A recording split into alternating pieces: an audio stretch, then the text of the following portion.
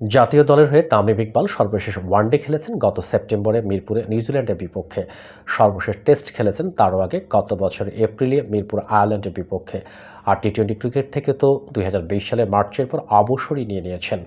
হঠাৎ করে মাঠে তামিমের সর্বশেষ উপস্থিতি মনে করিয়ে দেওয়ার কারণ, বাংলাদেশ ক্রিকেট বোর্ড বিসিবির নতুন সভাপতি ফারুক আহমেদ তামিমকে আবারও মাঠে দেখতে চান।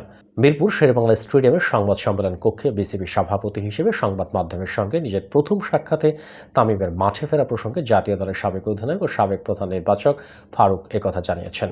সংবাদ সম্মেলনে দল নির্বাচন প্রক্রিয়া নিয়ে অন্য এক প্রশ্নের জবাবে নতুন বোর্ড সভাপতি বলেছেন, নির্বাচকদের কাজের পুরোপুরি স্বাধীনতা তিনি দেবেন।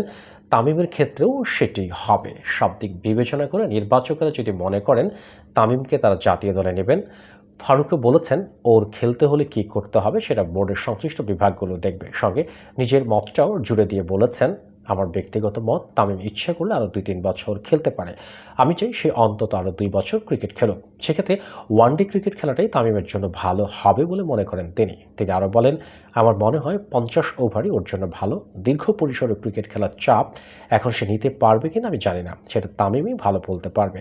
গত পরশু ক্রীড়া উপদেষ্টার মিরপুর শেরেবাংলা স্টেডিয়াম পরিদর্শনের দিনে তাকে সঙ্গ দিতে দেখা গেছে তামিমকে। সে থেকে গুঞ্জন তামিম নাকি বিসিবিতেও গুরুত্বপূর্ণ পদ পেতে যাচ্ছেন। এখনও তিনি আন্তর্জাতিক ক্রিকেট থেকে অবসর নেননি।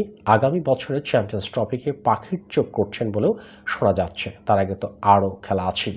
টেস্ট না খেললেও ফিটনেস ঠিক থাকলে যে কোনো সময়ই তামিম ফিরতে পারেন ওয়ানডে দলে। তার এখনই বোর্ডে আসার আলোচনাটাকে তাই আপাতত গুঞ্জনের চেয়ে বেশি কিছু মনে হচ্ছে না। তবে বিসিবি সভাপতি ফারুক ভবিষ্যতের জন্য দরজা বন্ধ করে দেননি।